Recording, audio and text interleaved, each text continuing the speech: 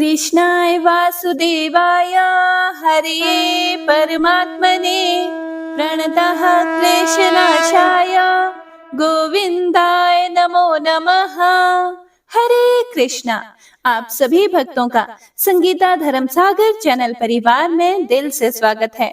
हे प्रिय भक्तों, आज भाद्रपद माह के शुक्ल पक्ष की तृतीया तिथि है और आज हरतालिका तीज का व्रत किया जाता है। यह व्रत सुहागिन महिलाएं अपने पति की लंबी आयु के लिए करती हैं और वहीं कुंवारी लड़कियां इस व्रत को मनोवांछित पति की प्राप्ति के लिए करती है। इस व्रत को सबसे पहले माता पार्वती ने भगवान शिव को पति रूप में प्राप्त करने के लिए किया था। हरतालिका तीज व्रत में कथा के पठन या श्रवण का अत्यधिक महत्व है। हमारे चैनल पर हरतालिका तीज व्रत कथा पोस्ट कर दी गई है, तो आप सभी भक्तजन कथा का श्रवण अवश्य कीजिएगा। तो आइए मन में भगवान का ध्यान करते हुए सुनते हैं आज की महात्म्य कथा। महात्म्य कथा के बाद भक्ति की एक सच्ची सेवा कथा सुनेंगे। जय श्री गणेश। व्यास जी कहते हैं, एक दिन बलराम और श्री कृष्ण साथ साथ गौएं चराते हुए वन में घूमने लगे और घूमते घूमते वे परम रम्य ताड़ के वन में जा पहुंचे। वहां धेनुक नामक दानव गधे के रूप में सदा निवास करता था। मनुष्यों और गौओं का मांस ही उसका भोजन था। फल की समृद्धि से पूर्ण मनोहर ताल वन को देखकर ग्वाल बाल वहां के फल लेने को ललचा उठे और बोले कि हे भैया राम, ओ कृष्ण, धेनुकासुर सदा इस भूभाग की रक्षा करता है, इसीलिए ये ताड़ों के सुगंधित फल लोगों ने छोड़ रखे हैं। हम इन्हें खाना चाहते हैं। यदि आप लोगों को जचे तो इन फलों को गिराइए। ग्वाल बालों की यह बात सुनकर बलराम और श्री कृष्ण ने बहुत से ताड़ फल पृथ्वी पर गिराए। गिरते हुए फलों का शब्द सुनकर वह गधे के आकार वाला दुष्ट दैत्य क्रोध में भरा हुआ आया। आते ही उसने अपने दोनों पिछले पैरों से बलराम जी की छाती में प्रहार किया। बलराम जी ने उसके दोनों पैर पकड़ लिए और उसे आकाश में घुमाना आरंभ किया।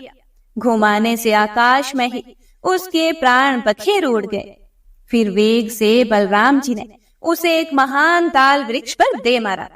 जैसे आंधी बादलों को उड़ा देती है, उसी प्रकार उस दैत्य ने गिरते गिरते अपने शरीर के आघात से बहुत से फल गिरा दिए। उसके मारे जाने पर और भी बहुत से गधे के आकार वाले दैत्य आए, किंतु श्री कृष्ण और बलभद्र ने उन सब को खेल ही खेल में उठाकर वृक्षों पर फेंक दिया। एक ही क्षण में पके हुए ताड़ के फलों और गधे के आकार वाले दैत्यों के शरीर से सारी पृथ्वी पट गई। इससे उस स्थान की बड़ी शोभा होने लगी। तब से उस ताल वन में गौएं बाधा रहित होकर नई नई घास चरने लगी। हे प्रिय भक्तों, अनुचरों सहित धेनुकासुर के मारे जाने पर वह मनोहर ताल वन समस्त गोप गोपियों के लिए सुखदायक हो गया। इससे वसुदेव के दोनों पुत्र बलराम और श्री कृष्ण बहुत खुश हुए। वे दोनों महात्मा छोटे छोटे सींगों वाले बछड़ों की भांति शोभा पा रहे थे। कंधे पर गाय बांधने की रस्सी लिए वनमाला से विभूषित होकर वे दूर दूर तक गौएं चराते और उनके नाम ले लेकर उन्हें पुकारते थे। श्री कृष्ण का वस्त्र सुनहरे रंग का था और बलराम जी का नीले रंग का। उन्हें धारण किए वे दोनों भाई दो इंद्र धनुषों एवं श्वेत श्याम मेघों की भांति शोभा पाते थे। लोक में बालकों के जो जो खेल प्रचलित हैं, उन सब के द्वारा आपस में क्रीड़ा करते हुए वन में घूमते रहते थे। हे प्रिय भक्तों, समस्त लोकनाथों के नाथ होकर भी वे इस पृथ्वी पर अवतीर्ण हुए और मानव धर्म में तत्पर रहकर मनुष्य योनि को गौरवान्वित करते रहे। मानव जाति के गुणों से युक्त तरह तरह के खेल खेलते हुए वन में घूमते थे। कभी झूला झूलकर और कभी आपस में कुश्ती लड़कर महाबली श्री राम और श्री कृष्ण व्यायाम करते थे। उन दोनों को खेलते देखकर प्रलंब नामक दानव उन्हें पकड़ ले जाने की इच्छा से वहां पर आया। उसने ग्वाल बालों के वेश में अपने वास्तविक रूप को छिपा रखा था। मनुष्य ना होते हुए भी मनुष्य का रूप धारण करके दानवों में श्रेष्ठ प्रलंब ग्वाल बालों की उस मंडली में बेखटके जा मिला। वह प्रलंब राम और कृष्ण दोनों को उठा ले जाने का अवसर ढूंढने लगा। उसने कृष्ण को तो सर्वथा अजय समझा, इसीलिए रोहिणी नंदन बलराम को ही मारने का उसने निश्चय किया। उसके बाद उन ग्वाल बालों में हरिना क्रीड़न नामक खेल आरंभ हुआ। यह बालकों का वह खेल है जिसमें दो दो बालक एक साथ हिरण की तरह उछलते हुए किसी निश्चित लक्ष्य तक जाते हैं। आगे पहुंचने वाला विजयी होता है और हारा हुआ बालक विजयी को अपने पीठ पर बिठाकर नियत स्थान तक ले जाता है। इस खेल में सब लोग सम्मिलित हुए। दो दो बालक एक साथ उछलते हुए चले। श्री दामा के साथ श्री कृष्ण, प्रलंब के साथ बलराम तथा अन्य ग्वाल बालों के साथ दूसरे दूसरे बालक कूद रहे थे। श्री कृष्ण ने श्री दामा को और बलराम ने प्रलंब को जीत लिया। इसी प्रकार श्री कृष्ण पक्ष के अन्य बालकों ने भी अपने साथियों को हरा दिया। अब वे हारे हुए बालक एक दूसरे को अपनी पीठ पर लादे हुए भांडीर वट तक आए और पुनः वहां से लौट चले। किंतु दानव प्रलंब बलराम को अपने कंधे पर चढ़ाकर शीघ्र ही उड़ चला। वह चलता ही गया, कहीं भी नहीं रुका। जब वह बलराम जी का भार नहीं सह सका, तब बड़े क्रोध में आकर वर्षा काल के मेघ की भांति उसने अपने शरीर को बढ़ा लिया।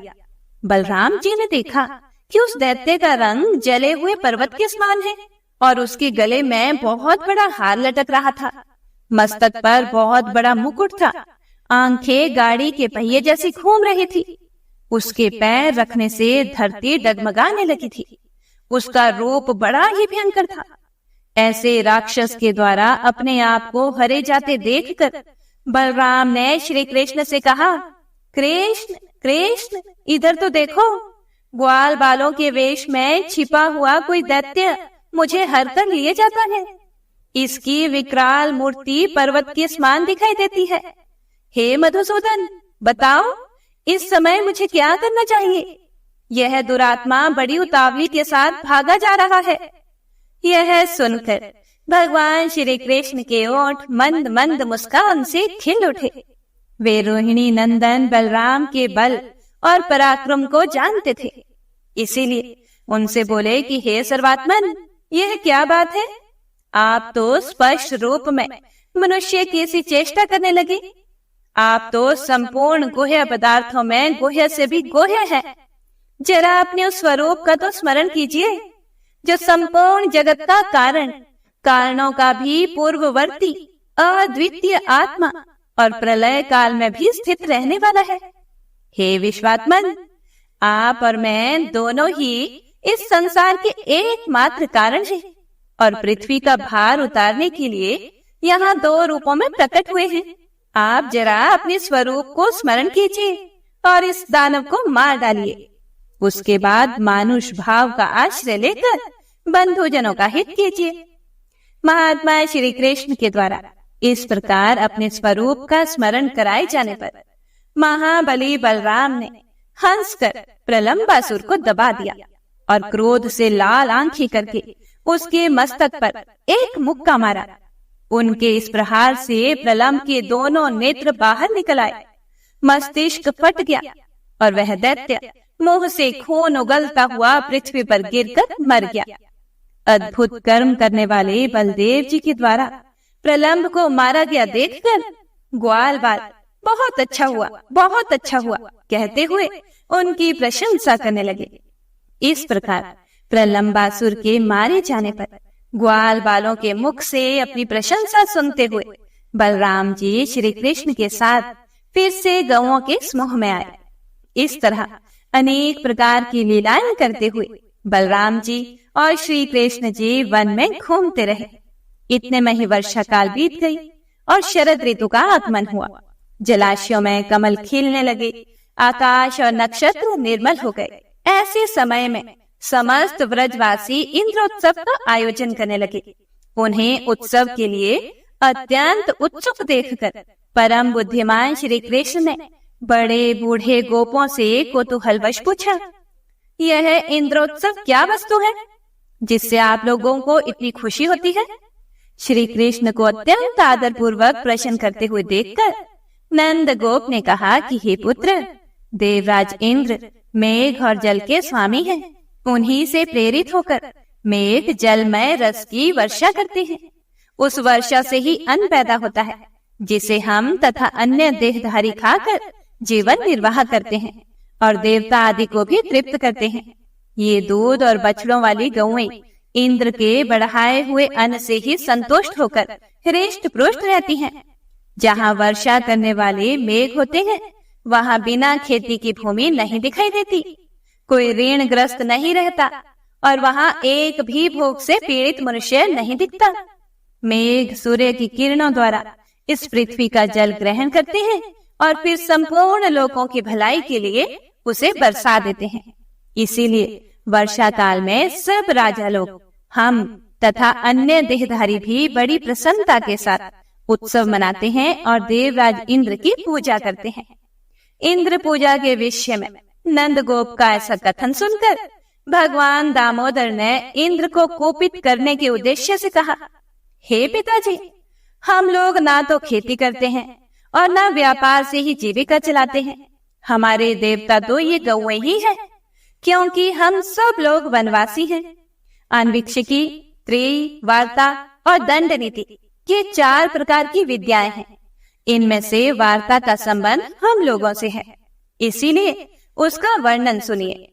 कृषि, वाणिज्य और पशुपालन, इन 3 वृत्तियों पर वार्ता अवलंबित रहती है। कृषि किसानों की वृत्ति है और वाणिज्य क्रय विक्रय करने वाले वैश्यों की।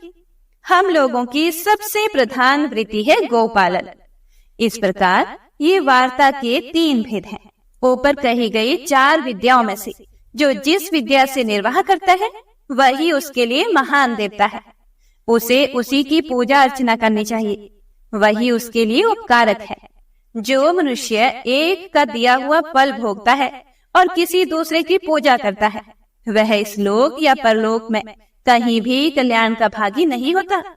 हमारे इस व्रज की जो प्रख्यात सीमाएं हैं, उनका पूजन होना चाहिए।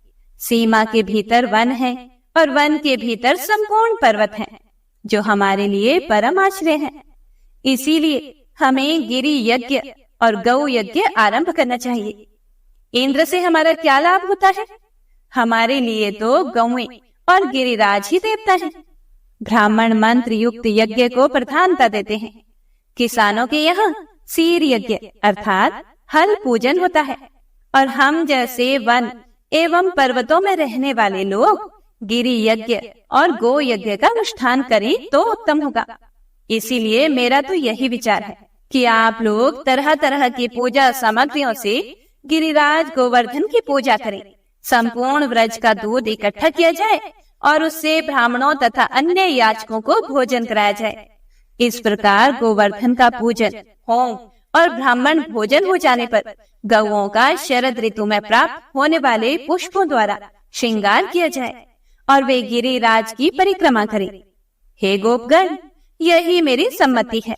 यदि आप लोग प्रेम पूर्वक यह यज्ञ करेंगे तो इसके द्वारा गौएं और गिरिराज गोवर्धन प्रसन्न होंगे और साथ ही मुझे भी बड़ी खुशी होगी। श्री कृष्ण का यह वचन सुनकर नंद आदि व्रजवासियों के मुख हर्ष से प्रफुल्लित हो उठे। वे बोले कि बहुत ठीक बेटा, तुमने जो कुछ भी कहा है, जो अपना मत प्रकट किया है, वह बहुत सुंदर है। हम लोग वही करेंगे। अब गिरि यज्ञ का ही आरंभ किया जाएगा। ऐसा कहकर व्रजवासियों ने गिरि यज्ञ का अनुष्ठान किया। गिरिराज गोवर्धन को दही और खीर आदि की बलि चढ़ाई गई। सैकड़ों हजारों ब्राह्मणों को भोजन कराया गया। फिर गाय और सांडों की पूजा की गई और उनके द्वारा गिरिराज की परिक्रमा कराई गई। सांड जल से भरे मेघ की भांति गर्जना करते थे।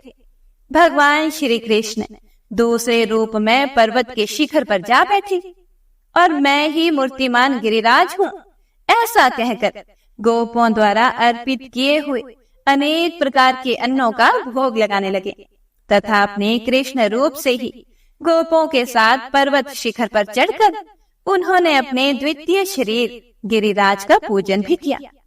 उसके बाद गिरिराज रूप में प्रकट हुए भगवान अंतर ध्यान हो गए और गोपगण उनसे मनोवांछित वरदान पाकर गिरि यज्ञ की समाप्ति करके फिर से अपने व्रज में लौट आए।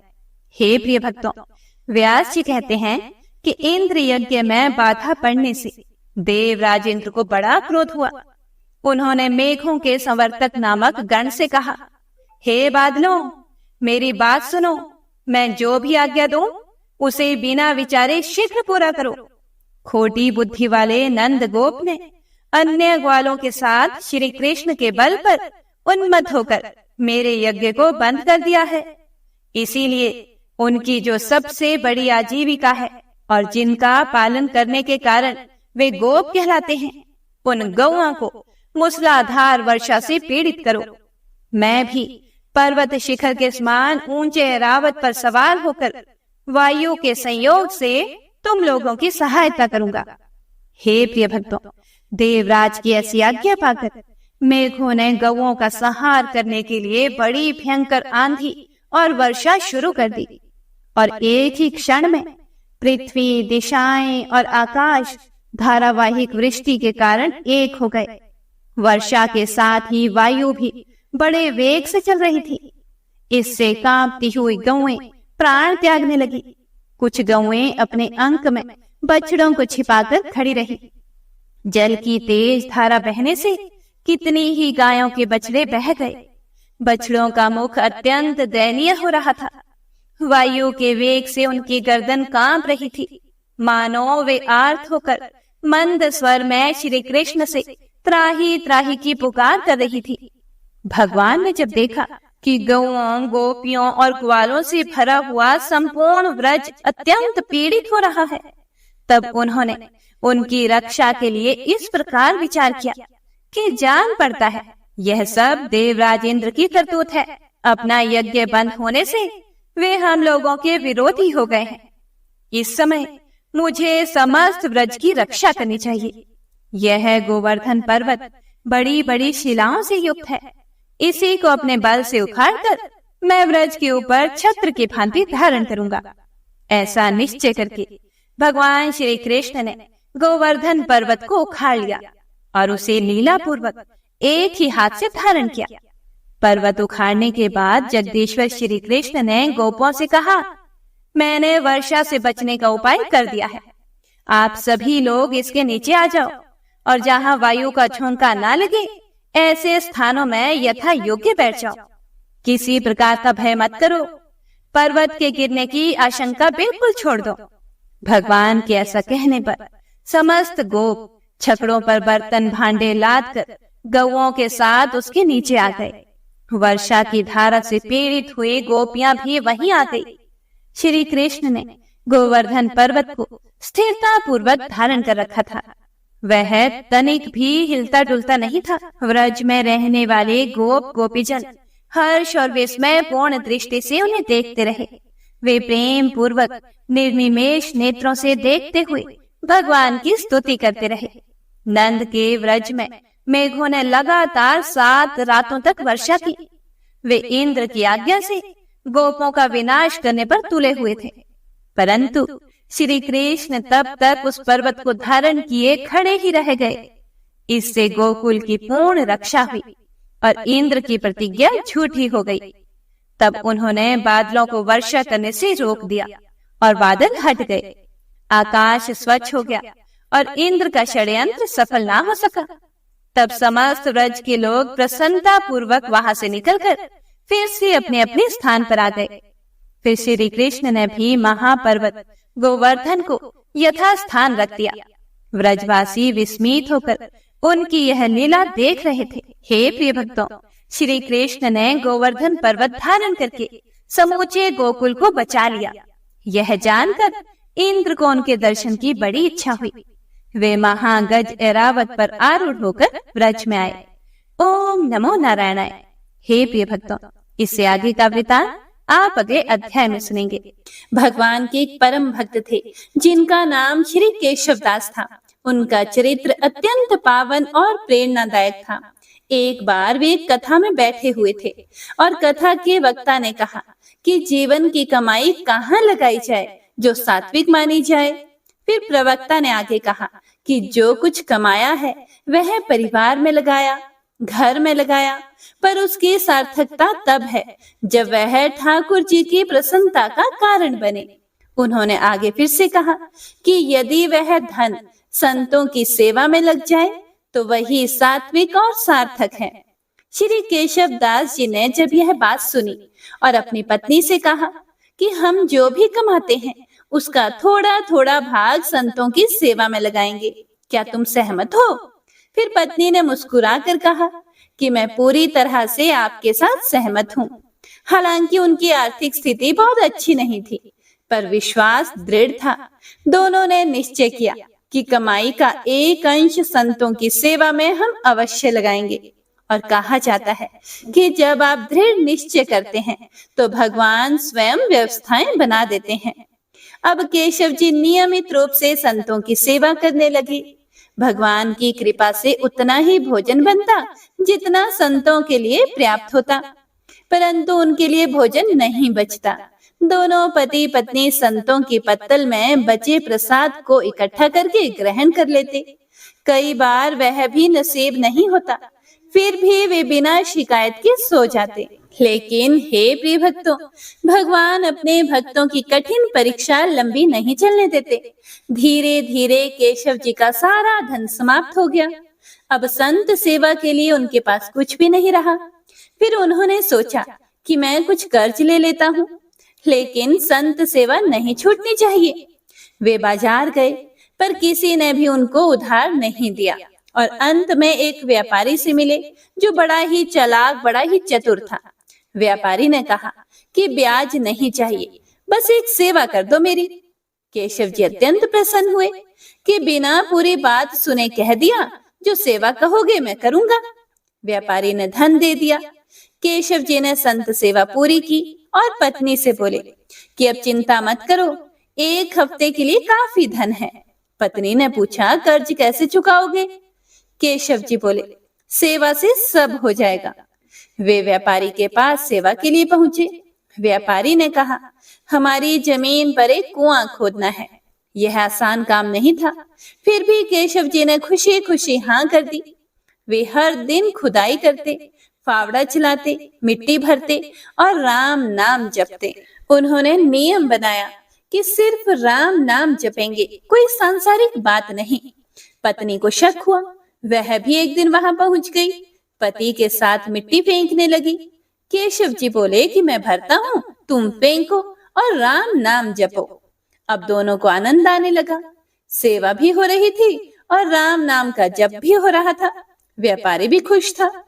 कुछ दिनों के बाद कुएं में जल आ गया, लेकिन एक तेज हवा चली और ढीली मिट्टी फिसल कर अंदर गिर गई। केशव जी उसमें दब गए और पत्नी बाहर रोती हुई चिल्लाने लगी, बचाओ बचाओ, मेरे पति कुएं में दब गए हैं। पर कोई नहीं आया, क्योंकि वे गरीब थे। लोगों ने उन्हें मृत मान लिया। पत्नी को घर भेज दिया गया। 1 महीना बीत गया। केशव जी को मृत घोषित कर दिया गया। जहां कुआं था वहां एक मिट्टी का टीला बन गया। लोग जब उस जगह से गुजरते तो राम नाम की ध्वनि सुनते और साथ ही ढोल, मंजीरा, करताल जैसी मधुर ध्वनियां भी आती। लोगों को लगा कि आसपास कोई महोत्सव चल रहा है, पर पास के गांव में कोई उत्सव नहीं था। राजा को जब इस बात का पता चला तो सैनिकों को भेजा गया। उन्होंने मिट्टी हटवाई। अंदर एक कुंज जैसी जगह बनी हुई थी, जहां केशव दास जी ध्यान मगन होकर कीर्तन कर रहे थे। पास में दीप जल रहा था, प्रसादी रखी थी और जीव जंतु उनके साथ कीर्तन में रमे हुए थे। हे प्रिय भक्तों, नाम जप की महिमा सामान्य नहीं होती। उस राम नाम के प्रभाव से जो असंभव लग रहा था वह संभव हो गया। इस तरह केशव दास जी कुएं से बाहर निकले और संसार ने स्वयं देखा कि राम नाम का प्रभाव कितना अद्भुत होता है। जय श्री राम। हे प्रिय भक्तों, इसीलिए ज्यादा से ज्यादा नाम जप करते रहिए, क्योंकि कलयुग केवल नाम आधारा, नाम जप करके शक्ति, भक्ति, मुक्ति सब पाया जा सकता है। इसीलिए ज्यादा से ज्यादा नाम जप कीजिए। उम्मीद है आपको कथा पसंद आई होगी। पसंद आए तो ज्यादा से ज्यादा लाइक, शेयर, कमेंट जरूर कीजिएगा। बंशी शोभित कर मधुर, नील जलद तन श्याम, अरुण अधर जनु बिंब फल, नयन कमल अभिराम, पूर्ण इंद्र अरविंद मुख, पीतांबर शुभ साज, जय मन मोहन मदन छवि, कृष्ण चंद्र महाराज। जय यदुनंदन जय जगवंदन, जय वसुदेव देवकी नंदन, जय यशोदासुत नंद दुलारे, जय प्रभु भक्तन के धृत तारे, जय नटनागर नागन थैया, कृष्ण कन्हैया धेनु चरैया, पुनि नख पर प्रभु गिरिवर धारो, आओ दीनन कष्ट निवारो, वंशी मधुरे अधर धर तेरे, होवे पूर्ण मनोरथ मेरी, आओ हरि पुनि माखन चाखो, आज लाज भारत की राखो, गोल कपोल चिबुक करुणारे, मृदु मुस्कान मोहिनी डारे, रंजित राजीव नयन विशाला, मोर मुकुट वैजंती माला, कुंडल श्रवण पीठ पटाछे, कटि किंकणी काछन काछे, नील जलज सुंदर तनु सोहे, छवि लखि सुर नर मुनि मन मोहे, मस्तक तिलक अलक घुंघराले, आओ कृष्ण बांसुरी वाले, करि पय पान पूत नहीं तार्यो, अका बका का सुर मार्यो, मधुवन जलत अग्नि जब ज्वाला, भय शीतल लखि तहि नंद लाला, सुरपति जब ब्रज चढ़े और साई, मोसर धार वारी वर्षाई, लगत लगत ब्रज चहन बहायो, गोवर्धन नख धारी बचायो, लखी यशोदा मन ब्रह्म अधिकाई, मुख मह 14 भुवन दिखाई, दुष्ट कंस अति उधम मचायो, कोटि कमल जब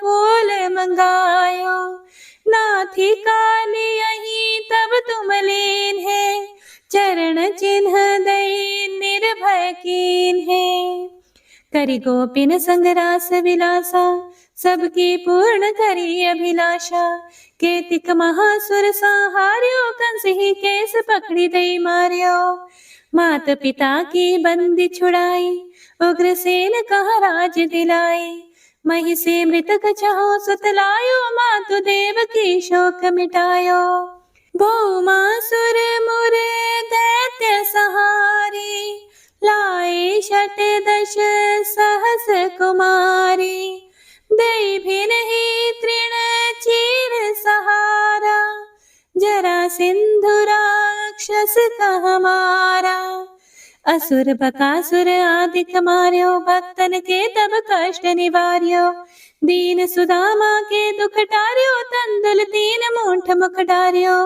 प्रेम के साग विदुर धर मांगे, दुर्योधन के मेवा त्यागे, लखी प्रेम की महिमा भारी, ऐसे श्याम दीन हितकारी, भारत के पारथ रथ हाके, लिए चक्र करे नहीं बलता के, निज गीता के ज्ञान सुनाए, भक्तन हृदय सुधा वर्षाए, मीरा थी ऐसी मतवाली, विष पी गई बजा कर ताली, राणा भेजा सांप पिटारी, शालिग्राम बने बनवारी, निज माया तुम विधि दिखायो, उरते संशय सकल मिटायो, तब शत निंदा करि तत्काला, जीवन मुक्त भयो शिशुपाला, जब ही द्रौपदी तीर लगाई, दीनानाथ लाज अब जाई, तुरत ही वसन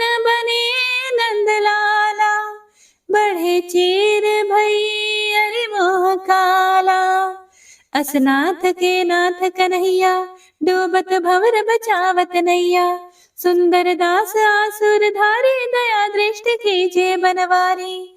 नाथ सकल मम कुमति निवारो, क्षमहु बेगी अपराध हमारो। खोलो पट अब दर्शन दीजिए, बोलो कृष्ण कन्हैया की जय। बोलो कृष्ण कन्हैया की जय।